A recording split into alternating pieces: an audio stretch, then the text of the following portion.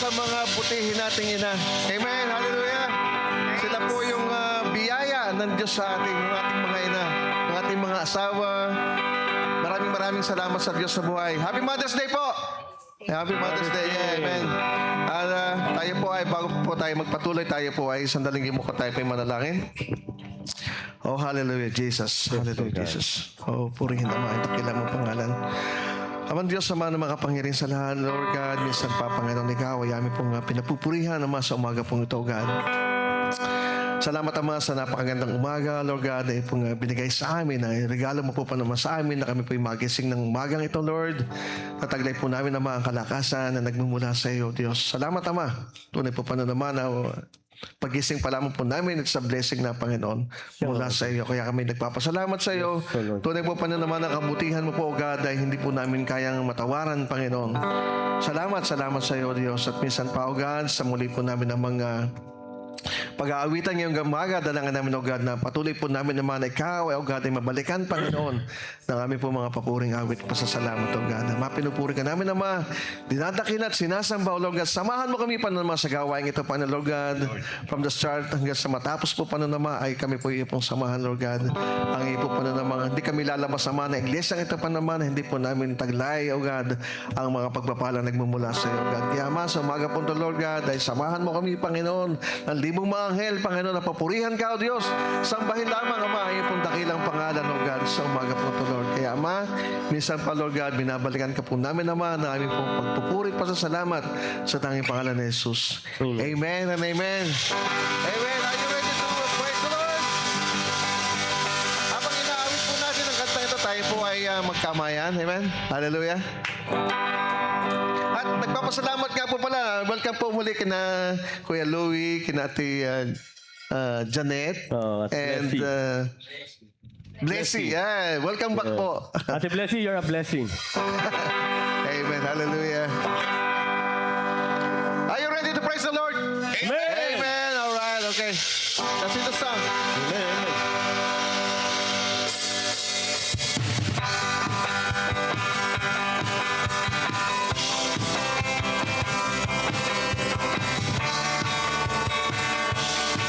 Amen. Hallelujah. Kay puri ng Diyos, kay puri ng Diyos sa akin. Kay puti ng Diyos. Kay puri ng Diyos, kay puri ng Diyos sa iyo. Kay puri ng Diyos, kay puri ng Diyos sa Kanya. Kay puri ng Diyos, kay puri ng Diyos sa lahat. Ipalagpalak ang kamay, itaas ang gaway, sabayan mo ng inundan, at sumayaw sayaw. Ipahayag mo, kapatid, na kay buti ng Diyos, kay buti ng Diyos sa lahat. Kay puti ng Diyos. Kay puri ng Diyos sa akin. Kay puri ng Diyos, kay puri ng Diyos sa iyo. Kay puri ng Diyos, kay puri ng Diyos sa Kanya. Kay puri ng Diyos, kay puri ng Diyos sa lahat. Ipalagpalak ang kamay, itaas ang gaway, sabayan mo ng inundan, at sumayaw sayaw. Ipahayag mo, kapatid, na kay buti ng Diyos, kay buti ng Diyos sa lahat. Kay buti ng Diyos, kay buti ng Diyos sa atin. Kay buti ng Diyos, kay buti ng Diyos sa iyo. Kay buti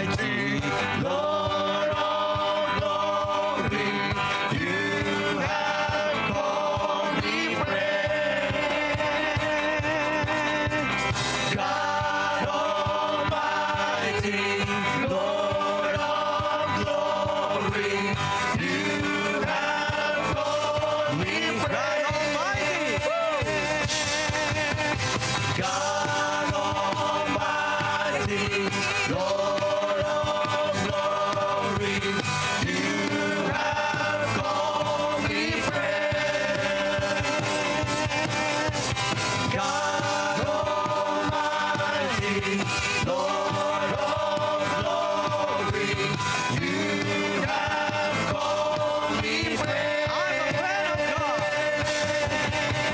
I'm a friend of God. I'm a friend of God. I'm a friend of God. He calls me friend. I'm a friend of God. I'm a friend of God. I'm a friend of God. He calls me friend. I'm a friend of God. I'm a friend of God. I'm a friend of God. He calls me friend. Amen. Hallelujah! We give you praise, Jesus. We are the friends of God, amen? Amen. Hallelujah. Hallelujah, Jesus. We continue to praise the Lord. Oh, hallelujah, Jesus. Oh, hallelujah. Oh, Jesus.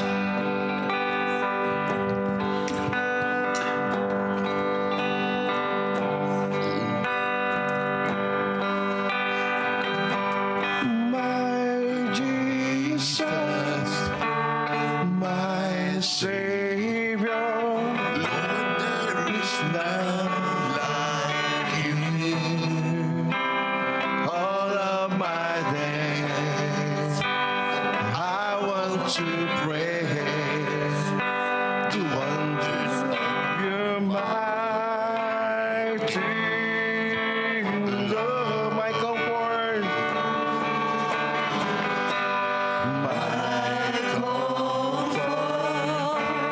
My shelter, Sour of refuge and strength,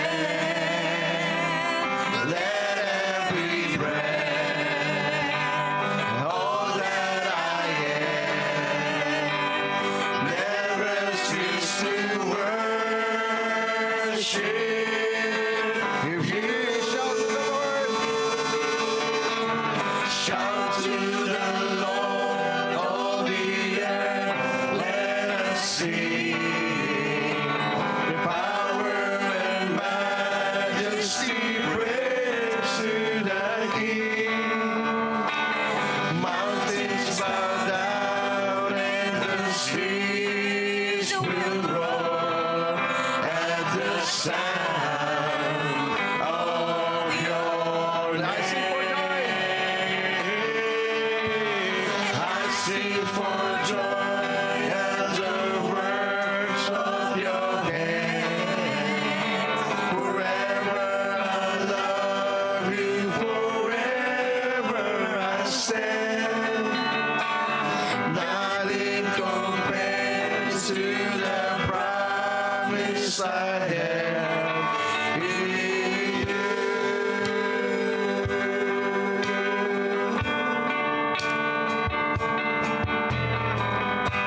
My Jesus, my Savior, Lord, there is none like you. All of my days, I want to praise the wonders of your mighty love. My comfort, my shelter, tower of refuge and strength. Let every breath, all that I am, never cease to worship.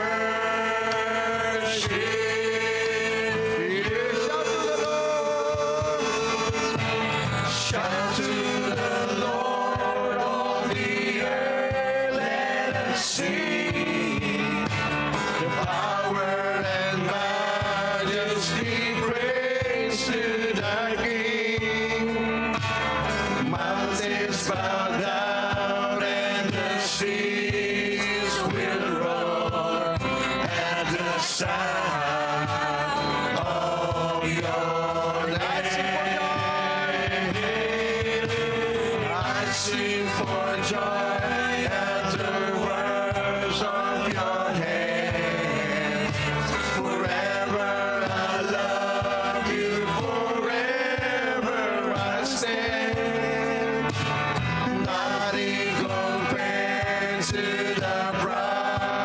promised I am.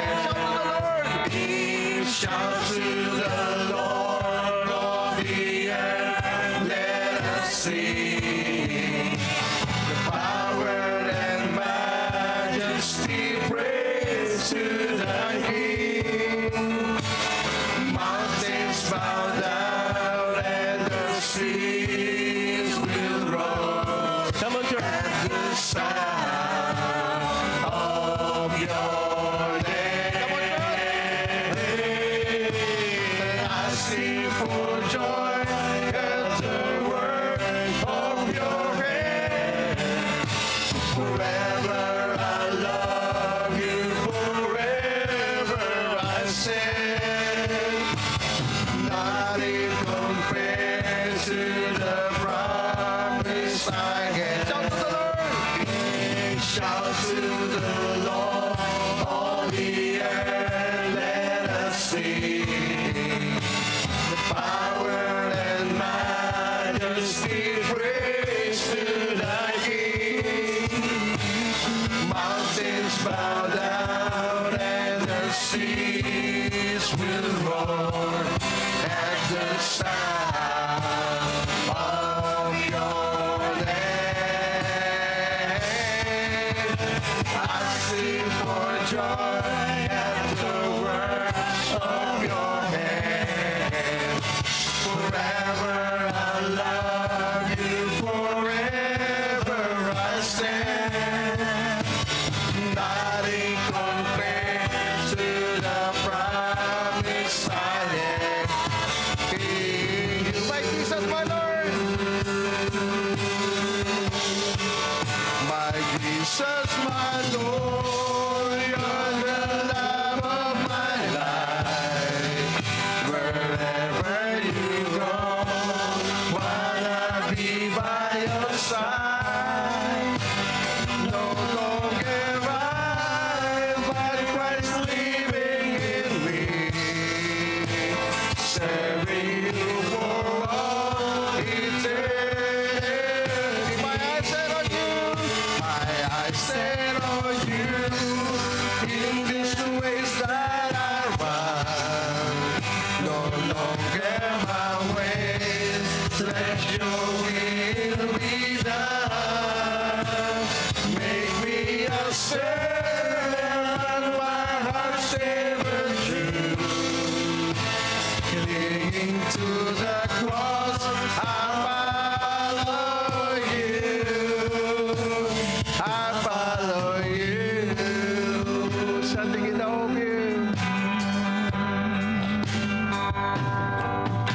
Standing in awe of your grace. Amen. Sing my feet in your way. Entering into your presence to behold you face to face.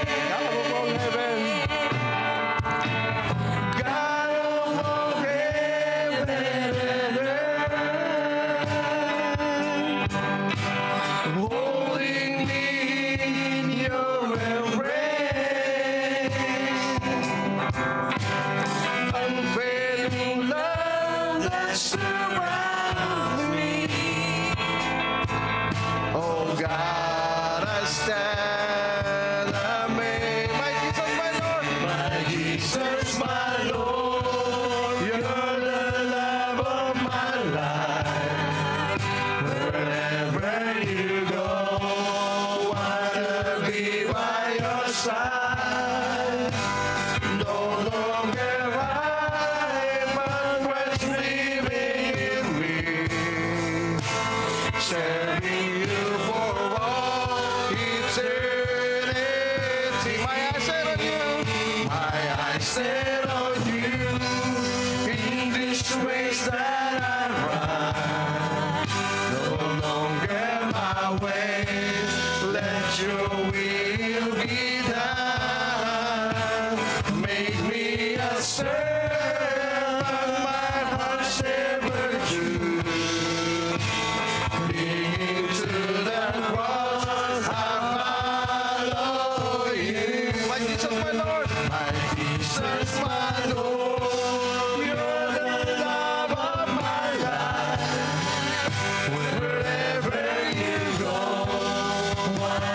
be by your side. No longer mine, but Christ living in me. Serving you for all eternity. My eyes set on you. My eyes set on you. In this race that I run, no longer my way. Let your will be done. Make me a servant, my heart's ever true. Into the cross I follow you. My Jesus, my Lord. My Jesus, my Lord. You're the love of my life. Wherever you go, wanna be by your side. No longer I, but Christ living in me. Serving you for all eternity. My eyes set on you. In this race that I run. No longer my ways. No longer my ways. Let your will be done. Make me a servant, my heart's ever true. Clinging to the cross, I follow you. My Jesus, my Lord, you're the love of my life. Wherever you go, wanna be by your side. No longer I, but Christ living in me. Serving you for all eternity. My eyes set on you. In this race that I run, no longer my ways. Let your will be done. Make me a servant, my heart's ever true. Clinging to the cross, I follow you. I follow you. I follow you.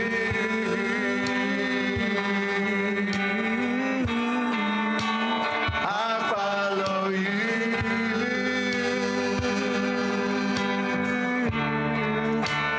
I follow you.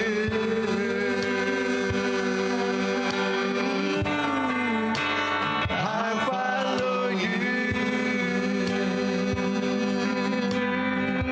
Jesus, I follow you. Yes, Jesus. Oh, hallelujah, Jesus.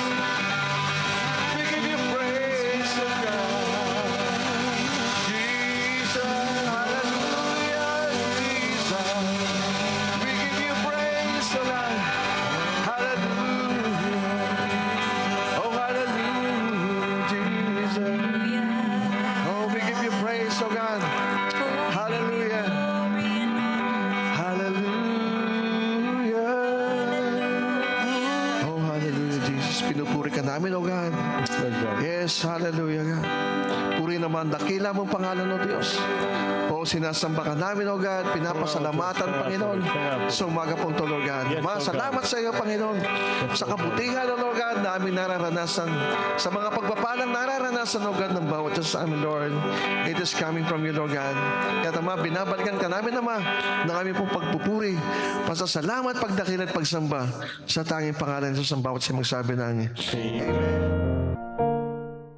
Okay, but before we start, brothers and sisters, let us bow our heads and pray. Father God, we thank you for today, Lord God, that we are blessed with life, with peace in life. Even though there are circumstances that is happening in our lives, we thank you and we worship your name, Father God. And Lord, we thank you for another day, another life in us, Lord God, that you have given to us. We see our families, our wives, our fathers, our kids, Lord God, na they're lahat maayos sa kanila, Panginoong Diyos. At today, Lord God, I'm praying also And thanking you for giving us mothers, Lord God. Talagang mothers are very special and unique in many ways, Father God. Even though they are sick, talagang they tend to do everything, whatever her family needs, Father God. Pero Lord God, talagang multitasking talaga sila. Thank you for giving them wisdom. Thank you, Lord God, for giving them the heart of a mother that will take care of us and guide us when we grow old, Father God. Thank you, Lord God. Thank you for them. And I pray, Lord God, you bless every mothers here and every mothers who are watching online right now. And I pray, Lord God, that you will open our hearts and our minds, especially if we are a child of our parents, Lord God. Open our hearts and our minds that we may understand your words, Father God. And truly, Lord God, may we apply this in our everyday life. And I ask of you, Holy Spirit, once again, to be our preacher. And I pray, Lord God, that you cover our hearts and our ears, Lord God, that Satan, Lord God, wag niyang i-twist ang mga message mo ngayong umagang ito. This I pray in Jesus' name. Amen. Amen. Okay, brothers and sisters, the title of our message for today is How Can a Child Make a Mother Happy? That's our message for today, brothers and sisters. We're going to talk about both parents, father and mother, pero primarily, church, we will focus on mothers. No? Kasi it's the same thing kasi kaya binigay ni Lord ang parents sa atin is the same thing that will guide us, that will be the authority of our lives. Pero because this is Mother's Day, we are focusing on mothers. Look at this, brothers and sisters. Ano? Exodus chapter 20 verse 12. Honor your father and mother, then you will live long. Full life in the land the Lord your God is giving you. Church, we are very thankful and grateful for our parents. Most especially sa mga tatay. Sa mga nanay pala. Kasi talagang extraordinary talaga. Kaya nga may kantang Superwoman, di ba? Alam niyo po ba yun? Hindi. Kaya nga po talagang kakaiba ang mga mothers. Talagang iba yung nilagay ng Panginoon sa puso nila. Kakaiba. Diba? Ang mama ko, my mom, even though she's sick, talagang she would get up. Walang day off, walang sick, walang call in sa nanay. Pero ang tatay pabebe minsan. Yung mga tatay, iba lang yung iba. Yung iba, pero I'm not saying hindi lahat mga kapatid. Pero sabi nga, honor your mother and your father. Honor your parents, brothers and sisters. That is the 5th of the 10 commandments. The first 4, the 10 commandments was divided into 2 categories by God. The first 4 commandments are all about the relationship natin kay God. All about our relationship with God. And from 6 to 10, that commandment is about your relationship to one another. Amen? Do you understand, church? If you know the 10 commandments, God started with this, honor your mother and your father. Kasi truly, church, if you can't honor and respect your mother, your own blood, your mother and father, how can you be respectful to other people around you? Kaya nga, it started in honor your mother and your father. Tapos, what's the next thing? Diba? Don't steal. Lahat na yon about relationship sa inyong mga kapwa. Amen? Kaya nga, but before God tells us those things, don't steal, don't covet, na neighbor church, sinasabi ng Panginoon, honor, start with your parents. Mag-umpisa ka. Bakit? Kasi when you started seeing things, when you started to open your eyes, the first people you meet is, sino? Your mom. Your parents. Sila ang unang-una niyong makita. Kasi kahit yung kumadronang nagpawanak sa inyo, yung midwife, hindi nyo pa maaaninag yun, bata pa kayo. Hindi ho ba? Kaya the first people you will meet talaga is our parents. Like what I've said, we're gonna talk about both parents, pero we're gonna be primarily focusing on mothers. Pero the verses that we're gonna use is about both parents. Pero mothers, especially today, this is for you. Okay? How can a child make a mother happy? Or how can a child make their parents happy? Number 1 is this. Obey your parents while you are still young. Diba? Habang bata ka pa, habang kasama mo pa ang magulang mo, obey them. Hindi ba? Obey them. The Bible teaches us over and over again that we should obey our parents. And it says here in Colossians chapter 3 verse 20, children, always obey your parents, for this pleases the Lord. Oo nga, you agree? Amen. No? Children, obey your parents, no? Sabi nga ni Dwight L. Moody. Do you know Dwight L. Moody? This is a famous evangelist. He is the Billy Graham of his time. Sabi niya, of his 60 years in life, he never saw children prosper when they disrespect and disobey their parents. Wala daw umuunlad at gumagandang buhay ng mga anak kung ang kanilang mga anak ay hindi gumagalang at rumerespeto sa kanilang magulang. Wala daw po yan. Hindi daw pwedeng mangyari yon, sinasabi doon. Ano? Kaya nga, if you are a child of your parent, if you are a child right now, if you still have parents, church, no, kailangan, let us be aware na sobrang grabe, it's a grave sin if you disobey your parents. Alam niyo ba yon? Church, do you know that? Grabe ang kasalanan kapag dinidisobey mo ang iyong magulang. Dapat, as we go along this message, we should see disobeying our parents is not just a simple sin. Na parang kalibel lang yan ng parang kumupit ka ng pagkain o nagnakaw ka ng pagkain. No? The Bible is saying talagang it is a grave sin, it is a great sin if you disobey your parents. Look at this Romans chapter 1 verse 28 to 32. Since these people refused even to think about God, He let their useless minds rule over them. Meaning, whatever whatever your desire is, whatever you like, inaalaw yan ni God. God will allow things that you decide to do. But, be mindful of the consequences of the things that you do. Amen? Ganyan, di ba? You yourself has your kids, may mga anak kayo. Tama? May mga anak kayo. Minsan, hinahayaan yung maglaro yung anak nyo. Pag sinabi, Daddy, ano ba yung apoy na yan sa kandila? Di ba minsan? Hayaan mo siyang mga nasa niya yun. Di ba? Ikaw, sige. If you want to touch the flame of the candle, so be it. So, do it. As long as pag napasok ka, tanggapin mo. But sometimes we allow those things. Tapos the next time, they will learn. Hindi dahil sa hindi tayo magaling na magulang, pero pinapabayaan na sila for them to learn. Sino sa inyo dito yung napaso na kayo minsan, sinubukan nyo pa ulit? Sinubukan nyo ba yan? Siyempre, walang gagawa ng mga kapatid. Pero tignan nyo to God allows ano man ang gusto mong gawin. Let their useless minds rule over them. That why they do all sorts of indecent things, they are evil, wicked, and greedy, as well as mean in every possible way. They want what others have, and they murder, argue, cheat, and are hard to get along with. Tignan niyo yan, murder, argue, and cheat. They gossip. Palagi ko, wala namang ganyan. Wala namang marites, no? They gossip, say cruel things about others, and hate God. They are proud, conceited, and boastful, always thinking up new ways to do evil.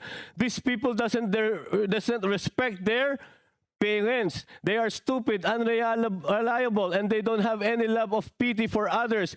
They know God has said that anyone who acts this way deserves to die. But they keep on doing evil things, and they even encourage others to do them. See, church, did you understand the verse? Did you see ano yung kapantay ng disobedience? Disrespectful? Kapantay daw yan ng pagpatay. Kapantay yan ng mga grabing mga kasalanan na meron ang tao. Anong sabi? Do you deserve to be blessed? No! When you disrespect and dishonor or disobey your parents, sabi nun, you deserve to die. Bakit ko sinasabi to? Kasi gusto kong maintindihan natin, nakala natin yung simpleng ganyan lang, pag sagot-sagot natin sa magulang natin, okay lang, pero ang totoo, kasalanang matindi. Pastor, nagsasabi naman ako ng opo, tsaka opo sa magulang ko Paano? Pag may inutos sa akin, sabi ko opo. Gawin mo nga to, opo! Opo din naman, pasigaw. Tama nga naman, kaya lang pasigaw. May ganun sa inyo? Diba? Wala. Mga church, gusto ko lang makita nyo, ganun pala katindi yun. Ang totoo, kahit gano'n ka kayo kasama, mahal kayo ng magulang nyo. Tama? Kahit anong ginagawa nyong mali, walang ibang malapit na pag-ibig na katulad dyan, Diyos, kundi ang inyong mga nanay. Nanay ko din pala. Malakas ang amin, ah. Diba? Kaya nga, gusto kong tingnan nyo, ganun ka tayo kamahal. Pero church, tignan nyo pala yung kabigatan nung, di ba, kala natin, pag sinasagot natin yung magulang natin, dinidisobey natin sila, pinapasakit natin yung ulo nila, pinapa-high blood natin sila. Kala natin, okay lang, pag pinatawad ka ng magulang mo, totoo. Pero tandaan nyo, when you sin to other people, when you offend other people, you're not offending people. You're not offending them. Sinong ino-offend mo? Sabi ni King David, I know I'm not offending them, Lord. I am offending you. Hindi ka nagkasala sa tao, kundi nagkakasala ka mismo kay God. Kaya tignan nyo, ganun pala katindi, no? Yung disobedience at disrespect sa magulang. And do you know, church, na yung being disobedient and disrespectful to your parents is the sign of the last days? Alam niyo po ba yun? Sign ng last days.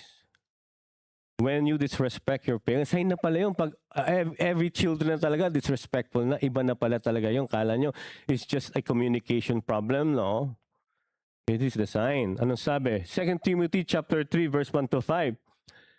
You should know this, Timothy, that in the last days there will be a very difficult times, for people will love only themselves and their money. They will be boastful and proud, scoffing at God, disobedient to their parents, and ungrateful. They will consider nothing sacred, even marriage, even your relationship with yung relationship niyo sa family, sa parents mo, sa kapatid mo, wala nang nirespeto. Bali, wala na sa kanila. Ibig sabihin, hardened na ang kanilang heart. Wala na silang pakialam sa naramdaman ng kanilang pamilya. Yan po yung sinasabi niya. Wala na silang pinapahalagahan. Wala na silang vina-value. And they will be unloving and unforgiving. They will slander others and have no self-control. They will be cruel and hate what is good. They will betray their friends and be reckless, be puffed with pride, and love pleasures rather than God. They will act religious. Tingnan niyo, church. They will act religious, but they will reject the power that could make them godly. Stay away from that people like that. Anong sinasabi dyan? What do you mean? What does Paul telling Timothy? Church, if you're professing born again ka at Christian ka, and you don't respect your parents, sinasabi dyan, mga kapatid, panlabas lang yun. Religyoso ka lang. Hindi ka talaga nagkaroon ng relationship kay God. Hindi ka talaga na-born again. Form lang yung iyong paglapit sa Panginoon. Religious, rituals lang. Pakitang tao ang sinasabi yan. Tignan nyo, do you understand, church? They will act religious. You will worship the Lord. You will tell the Lord, purihin siya. Glorify your name, Father God. And when you go home, you are disrespectful to your parents. Church, sinasabi, religyoso ka lang. You don't really have the relationship with the Lord. Your life is really not transformed by God. Amen, church? Do you understand? Alam niyo, church, when you disrespect your parents, you are inviting punishment in your life. Kapag dinidisrespect mo ang magulang mo, iniimbitahan mo ang kapahamakan sa iyong buhay. But when you respect your parents, you are inviting blessings and reward in you. Ako, church, I don't know your life, no? Pero I believe, even though you have hard times and trials in your life, difficult times in your life, the reason why you prosper today, the reason that why you are blessed today, because it is rooted in your respect and your love with your parents. Church, may kasama. Yan lang. Ito, Ephesians chapter 6, verse 1 to 3. The only command that has a reward. Children, obey your parents because you belong to the Lord. For this is the right thing to do. Honor your father and your mother. This is the first commandment with a promise. If you honor your mother and father, things will go well for you and you will have a long life on earth, church. Diba sabi? May blessing, may reward. Eh, pastor, papaano? Kung ang pinasabi sa akin ng when my parent will ask me to do wrong things. Paano kaya? Ano palagay nyo? Alam niyo, church, kasi when you say obey here, obey the discipline and the advice and the counsel of your parents. Kasi there is a mandate naman that the word of God will, pero if your parents is telling you to do something that will conflict with the word of God, with what God is saying, hindi mo dapat sundin yan. When it comes to respect, pastor, paano drunkard ang parents ko? He is a bad father. Church, papasok pa rin doon yung respect. Kasi you will respect your parents, your father, not because of what he is doing, but because of the position that God put in your life. Authority siya eh. Parent siya. Church, you cannot say that I don't want to respect my parents, I don't want to obey my parents, I don't want to respect my parents kasi hindi naman siya perfect. Church, isipin nyo, if you are a daughter and if you're a son, are you perfect? Ha? Sino dito? Sige nga po, please raise your hands. Who is a perfect son and perfect daughter here to their parents? Yung isang araw na lang, dahil banal ka, kukunin ka na ni Lord. Sobrang bait mo. Wala eh. Kaya you cannot say na I cannot respect you because you're not a perfect parent or a perfect father or a perfect mother.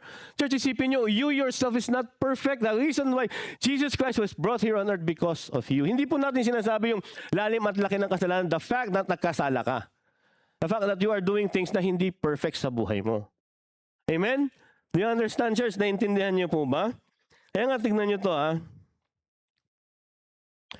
Acts chapter 5:29. But Peter and the apostles replied, we must obey God rather than any human authority. Pag nagko-contradict, church, ang sinasabi ng iyong magulang sa sinasabi ni God, you don't have to obey them. Amen? Pero yung maliit na bata, uutusan mo ng mali. Ang accountable dyan ay yung magulang. Pero if you have the right mind already and you have mature enough to know what is wrong and what is right, church, pag gumawa ka ng mali at dinisrespect mo yung magulang, you are personally accountable of what you are doing. Amen? Nagkakaintindihan po ba tayo? Kasi church, yung disobedience talaga kasi is the greatest sin in the eye of God. Alam niyo po ba yon? I hope we are really understanding each other, no, mga kapatid? And the first thing for you to make your parents happy is to what? Obey them. Number 2, ito very dapat talagang gawin. For you to make your parents happy, mother or father, care for your parents when they are old. Dapat inaalagaan ng mga anak ang kanilang mga magulang kung sila ay matatanda na. Yun ang katotohanan sa mundong yan. Talagang, siguro kung ang reason mo is wala ka talagang may pag-iwanan dahil talagang you have your work. That's valid Hindi naman sinasabing valid as valid talaga. Pero sinasabi ko lang, kung lalagay mo doon dahil ayaw mo lang mag-alaga ng magulang mo, that's wrong. Hindi dapat. Diba? Kasi nga sabi ko natin, our parents are our blood. They fed us. They took care of us when we were young. And now when they're old, dapat we should give back. Diba? Kung ano man ang itinanim nila sa atin, mga kapatid. Amen? Sabi ko nga, ang pinakamalapit na pag-ibig na ang itutulad na sa pag-ibig ng Diyos ay ang inyong mga magulang. But number 1, love talaga si God unconditionally. Amen? Church, do you know that your duty to your parents is more important than your duty to the Jesus Rock of Salvation Church? Alam niyo po ba yan? Alam niyo po, nakatingin. O yung parang estudyante kayo, di ba sabi nga kung parang hindi kayo tawagin ng teacher nyo, pag hindi nyo alam, magtaas kayo ng kamay. Di ba pag may question, wala, alam mo. Hindi ka tatawagin, ang tatawagin ng teacher mo yung hindi nagtataas ng kamay. Di ba? Tapos nakaganon ka pa. Oh. Matalino, pero totally mo alam. Di ba? Di mo alam yung sagot. Di ba? Reverse psycho. Pero mga kapatid, ang totoo talaga, it's mas dapat na maging responsible kayo sa parents nyo kaysa sa responsibilidad nyo dito sa Jesus, the Rock of Salvation Church. Amen? At hindi natin pwedeng gawing excuse ang pagpunta mo sa church para alagaan mo ang iyong magulang. You can't use that excuse na I have to go to church, I have to leave you. No. Pinaka-importante talaga ay ang magulang. That is the command of God. Totoo, Pastor? Ayaw niyo maniwala. Ito kasi sinasabi. This is what the book of Matthew say. Matthew chapter 15, 3-9. Sabi po, Jesus answered, "Why do you disobey God and follow your own teaching? Didn't God command you to respect your father and mother? Didn't He tell you to put to death all who curse their parents?" Alam niyo ba nung panahon pala nila, literally, in their times, when someone heard that you cursed or say something bad about your parents, you can be stoned to death. Alam niyo ba yon? Nung panahon nila, pwede ka nilang patayin sa bato kapag narinig nilang minura mo, inalipusta mo ang iyong magulang. Ganon sila katindi no ngayon noon. Siguro kung buhay tayo, wala siguro minsan natira dito, no? Palagay nyo. Di ba sabi ko no? Didn't He tell you to put to death all who curse their parents, but you let people get by without helping their parents when they should. You let them say that what they have has been offered to God. In this way, to show respect to your parents, you ignore God's command in order to follow your own teachings, and you are nothing but show off.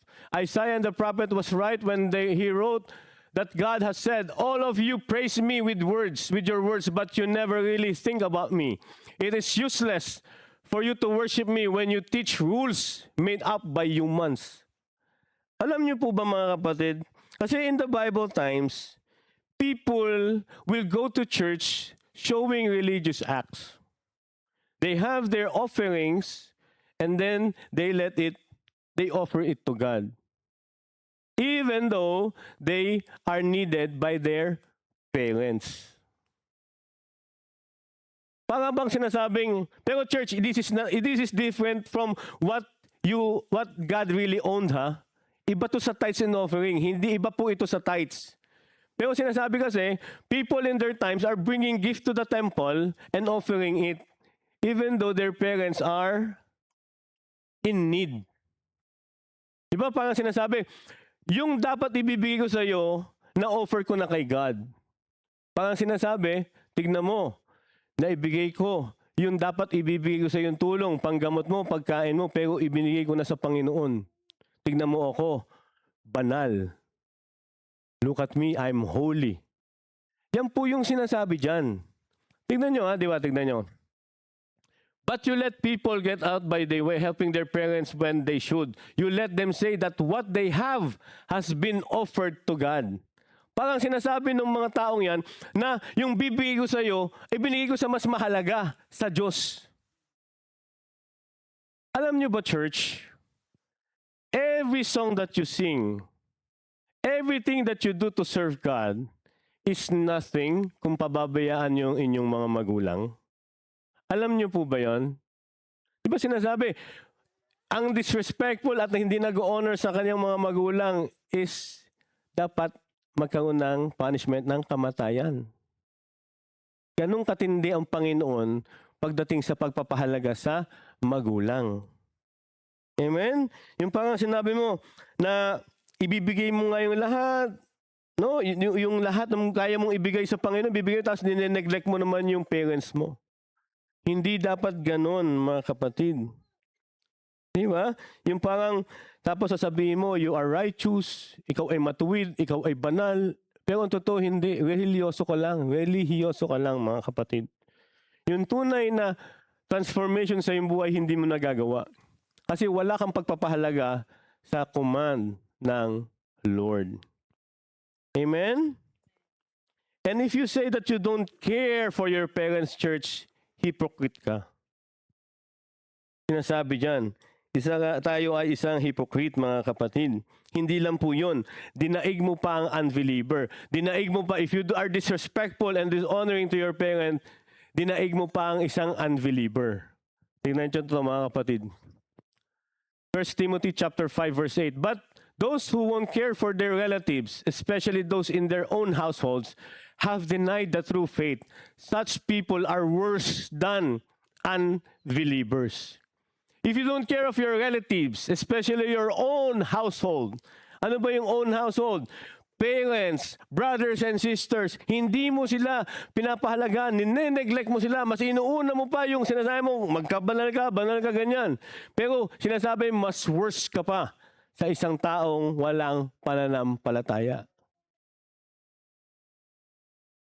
Pero church, nandun pa rin naman ako sa katotohanan na pag nangailangan, huwag mong tataligawan. Pero sa taong tamad, sinabi din naman ng Panginoon doon, kung ang tao ay tamad, wala siyang karapatang kumain. Hindi ba? Totoo din naman yun. Hindi nga magbaano yun. Kung alam mo namang nagsisikap, tulungan mo. Pero sinasabi, pag old age may sakit, kailangan you have to take care of them. Hindi mo sila tataligawan, hindi mo sila in-neglect. Amen? Do you understand, church? Kasi, lahat tayo gusto natin, as mother and father, gusto natin ganyan ang gawin sa atin ng mga magulang, ng mga anak natin, alagaan tayo, di ba? Pero dapat, kung kayo buhay pa ang ating mga magulang, dapat ganun pa rin ang ibabalik natin sa kanila. Amen? Kaya nga, church, how do you make your parents happy? How do you honor your parents, church? First, obey them. Secondly, care for them when they are old. And thirdly, mga kapatid, is this, honor your parents at all times. Honor, alam niyo ba, honor means add weight. Di ba? Huwag niyong bibigatan sa mga nanay niyo kasi alam ko yung mga nanay gustong mag-lose weight. Hindi yung magiging pabigat ka. Ang sinasabi natin, ganong kabigat, dapat katindi sa'yo, seryoso ka sa iyong magulang, seryoso ka sa pagrespeto, sa pagmamahal sa iyong magulang. No, you are very serious in taking your care of your parents, in loving your parents, in obeying your parents. Amen? You have to honor your parents at all times. What are the ways of honoring your parents? What are the ways? Number 1, show them respect. Dapat you show them respect. Sabi ko nga, them being a parent, kung hindi siya perfect, hindi perfect ang father at mother mo, you have to respect them not because of what they do, but because of the position and the authority that God has given them, give it to them. Okay? Kasi ikaw din, tingnan mo din, hindi naman tayo talaga perfect daughter at hindi naman tayo perfect sons. Para tayo magmalaki at hindi natin ibigay yung kaukulang respetong dapat ibigay natin sa ating mga magulang. Amen? Sabi, Leviticus chapter 19 verse 3, respect your father and your mother, honor the Sabbath day, and don't make idols or images. I am the Lord your God. See? Ano ulit yung kapantay ng honor your parents or obeying your parents? Ano ulit? Yung pa rin sa pagsamba sa idols. Ganong katindi. Mga kapatid, ganon nile-level ni God ang hindi pagrespeto at hindi pag-honor sa parents. Ganong kabigat niya tinitingnan yun. Amen? And Leviticus chapter 20 verse 9. If you curse your father or mother, you will be put to death and it will be your own fault. Yan, sinasabi din. Dapat hindi tayo nagsisigaw, nagdi-disrespect. Kahit ano pang klase yan, mga kapatid. Ang magulang natin, dapat nirespeto natin sila. Kasi sila naman talaga nagbigay ng buhay sa atin. Number, ways to show your, to honoring them, express gratefulness. Yung magpasalamat. When was the last time, kids or kayong mga anak, when was the last time na sinabi nyo sa inyong mga magulang na salamat po? Salamat po hindi mainit ang ulo nyo ngayon. Kailan yung sinabi ng magulang niyo na simple things na ginagawa? Salamat, ma, dad, mom, thank you for waking up early, preparing my food. Kahit matagal na church, dapat you still thank them. Alam niyo, naalala niyo nung matanda, bata-bata pa kayo at ako'y bata pa din. Di ba, lagi niyo akong inaalagaan. Pag tanghali ako nagising, lagi niyo akong pinapagalitan. Ngayon, malaki na ako, ikaw tanghali magising, ako naman ang magagalit. Hindi. Church, naunaan niyo ba ibig sabihin? Dapat we shouldn't stop thanking our parents eh. Kasi the reason that you are here, if you don't succeed in life, it's your fault. Hindi fault ng magulang mo yan. Madami akong kilala na hindi naman mayaman ng magulang. Katulad yan, Ate Ebon. Hindi naman gano'n, napabayaan siya. Pero she strived to have a good life. Diba?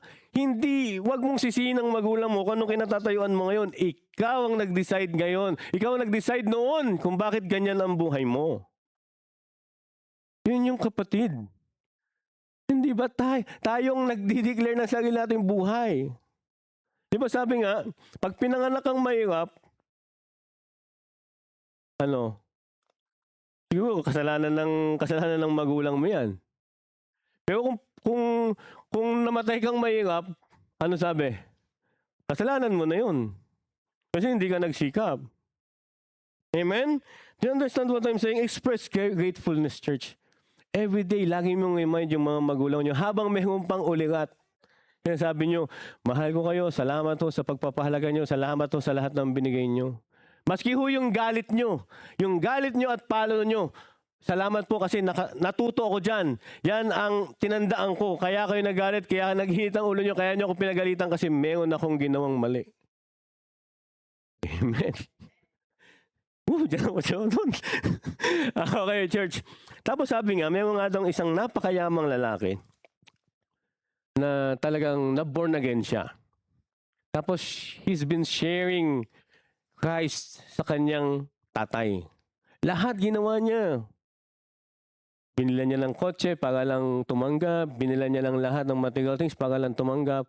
Almost every day daw, sinishare niya about eternal life, about Jesus Christ who died on the cross. Lahat daw yan.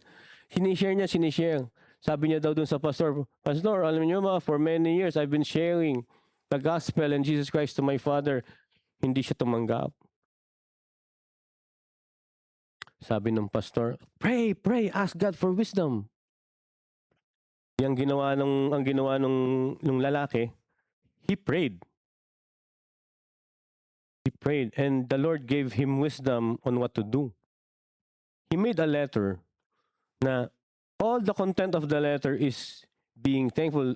Father, thank you for your time when we were playing basketball. Thank you, Lord, Father, for having an odd job, 2 jobs to get me to college. Thank you, Father, for your time. Thank you for your advice. Thank you for your counsel. Thank you for everyday baon na piniprepare mo. Thank you, Father. Thank you lahat sa mga advice, sa mga pagalit mo. And then he signed it. And then afterwards, tumanggap yung kanyang tatay. Kasi church, minsan ganun tayo eh. Hindi porkit anak tayo, may kaya mong magbigay ng pera, yun lang at yun eh. Diba? Pero minsan talaga ang gustong manginig ng mga magulang natin, kung sino pang mga buhay mga magulang, at kayong mga kabataan, dapat lagi tayo nagpapasalamat sa ating mga magulang. The same thing na tayo nagpapasalamat sa ating Diyos na buhay. Lagi ko nga sinasabi sa anak ko, mapalad ka, kasi ang mama mo nandiyan pa. Kaya ako, may mga bagay akong gustong gawin sa mama ko, gustong sabihin, meron akong mga bagay na gustong talagang maibigay sa mama ko, kaya lang, wala na siya eh. Kaya if you will see my cellphone, kahit wala na siya, yung messenger niya, tinext ko pa rin. Happy Mother's Day. Pag may mga gusto kong sabihin sa kanya, I would always message her. Talagang, kamusta ka ma? I miss you na parang buhay lang siya. Nung minsan nga, nung kamamatay lang ni mama, ginamit ko yung cellphone ng mama ko kasi wala naman akong cellphone sa Pilipinas. Tinext ko yung best friend ko. Natakot siya kasi Menchi nakalagay. Alam niya, patay na. sabi niya, sabi ko, nung sinundan ko na lang, ako to, si Jong. Doon, sabi, kala ko si mama mo eh. Alam ko, wala na siya. Ginamit ko, wala akong magamit na Philippine line eh. Yan niloloadan ko. Kaya mga kapatid, no, talagang, you have to be grateful. Express your grateful sa iyong mga magulang. Sa iyong ama. Kahit you think na hindi sila deserving. Pero ikaw, minsan you did things na hindi ka naman deserving ng love nila. Pero they continue to love you. Amen, church? Ano pa po? Number C. Letter C. Listen to their counsel. If you want your parents to be happy and show you honoring them, you have to listen to their counsel. Yung mga payo, yung mga advice. Patapos na tayo mga kapatid. Proverbs 1-8, chapter 1, verse 8-9. My child, listen when your father corrects you. Don't neglect your mother's instruction. What you learn from them will crown you with grace and be chained of honor around your neck. Kaya nga, church, listen to their counsel. The things that will honor your parents is pag sinusod nila. Di ba? Yung, when they saw your life right now, what do you think your parents will say? May isip nila na kaya ganyan ang buhay mo kasi mayroong kang tinandaan sa kanilang mga payo sa iyo. Bakit naging ganyan, disiplinado ka sa buhay mo? Bakit naging ganyan ang buhay mo? Bakit ka nagiging talagang matyaga? Kasi alam ko, naniwala ako mga kapatid, lahat yan galing sa mga advice ng ating mga magulang. Amen? Kaya mga kapatid, if you want to honor your parents, masakit man ang ang pagtutuwid nila, masakit man ang sinasabi nila. Showing honor to them is obeying, is listening to their counsel, mga kapatid. And this one, no? Live a life that will bring honor to them, church. Live a life that will bring honor to them. Proverbs 23:24-25. The father of the righteous will greatly rejoice, and he who sires a wise child will have joy in him. Let your father and your mother be glad, and let her who gave birth to you rejoice in your wise and godly choices. Church, what I'm saying, hindi mo kailangan magyabang. Pero ang ibig ko lang sabihin, natural sa mga magulang yan.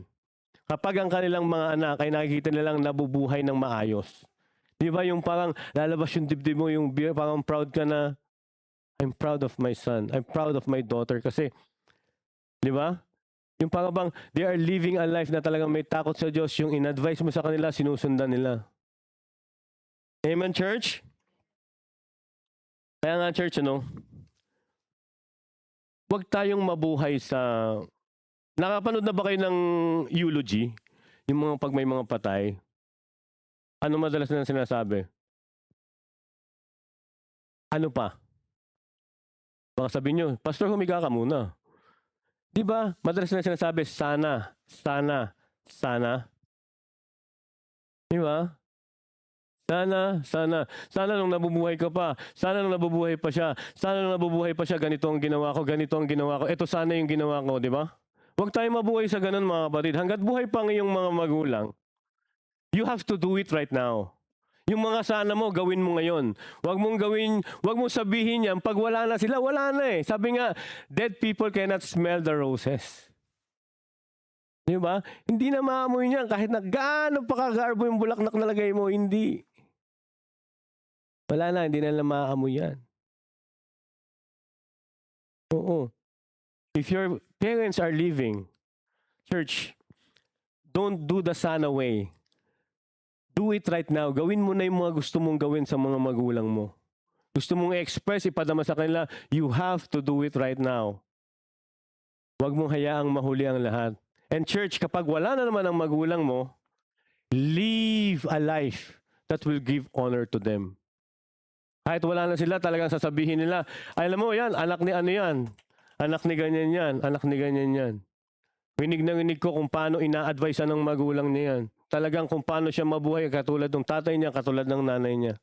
Maaaring wala ng magulang mo, hindi mo na magagawa. Pero kung anong in-impart sa'yo ng magulang mo, church, lumakad ka kung paano ka pinalaki. That will bring honor to your parents. Amen? Amen. Yeah. Kaya nga sabi ko nga, di ba, minsan nasabi ko na yung pakikisama, bangko yan, alam nyo ba yon? Yung pakikisama parang yung investing. Di ba, minsan, kilala ka nung tao sa paligid, hindi ikaw yung nagpunta, pero when your son or your daughter visit them, respetuhin ka. Bakit? Sasabihin nila, ay, alagaan niyo yan, asikasuhin niyo yan. Bakit? Kasi yung tatay at nanay niya, napaka-asikasong tao, napakagaling na tao. Dapat kung anong pinakita sa atin noon, tayo wala pa o kahit sino tayo, hindi tayo sinusukat, dapat ganyan din natin pakita sa anak niya. Kaya nga yung pakisama church, investment yan.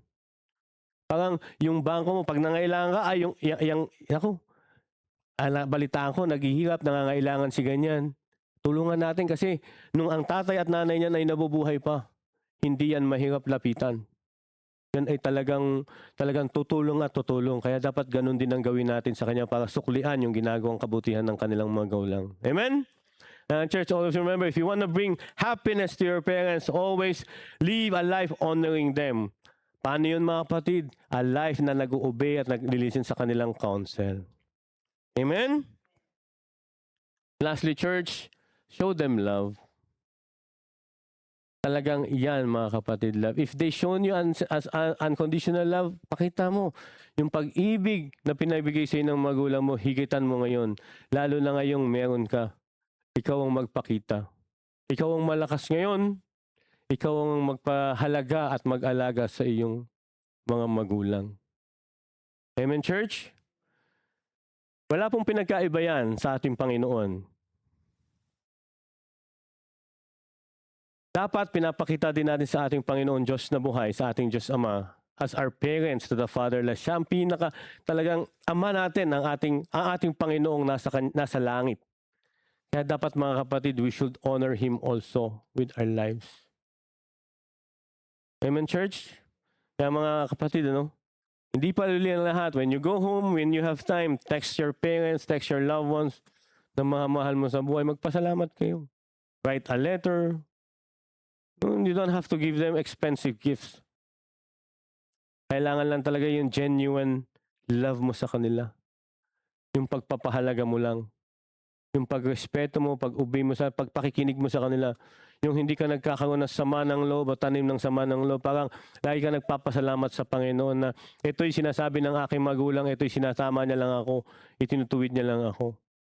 Church, if you do those things, church, look at yourself years mula ngayon sa mga darating na taon. Makikita nyo kung anong nangyari sa buhay nyo. Mag-reflect yan kung paano nyo binalikan ng inyong mga magulang. Mga kapatid, kung paano nyo binalikan ng inyong mga magulang, kung paano nyo sila sinamahan, paano nyo sila pakinakinggan, paano kayo namuhay ng kasama nila. Mga kapatid, it will result in a prosperous life in the near future. Hindi ako nagsabi niyan. Ang nagsabi po niya na yung ating Panginoon. No? Kaya sa atin namang mga asawa, sa atin namang mga anak, i-treasure natin ang ating mga nanay. Kasi talagang 9 na buwan silang nagdala sa atin. Ako yata 12 sa laki kong to, Hindi, church talaga. Talagang ako, mas believe ako. Kahit ako'y lalaki, mas believe ako sa mga nanay talaga. Mas believe ako. Kasi nakita ko ang nanay ko talaga, namanhikan kami sa aking mahal na asawa. Namanhikan kami, nakita ko yung nanay ko talaga parang may stroke siya . Ganun siya talagang, yung utal na siya. Pero talagang nagpe-pretend pa rin siya kahit alam ko na ganun ang kalagayan niya. Wag na tayo tumuloy ma. Sabi ko, pagpaliban na natin yung pamanikan, sabi niya, tuloy na natin. Talaga yun. Talagang makita mo, hirap siya pero kaya siya nga na-stroke na bypass survivor na pero makita mo kung paano niya pa rin talagang tatayo siya. Makukulitan yung mga nag-aalaga sa kanya.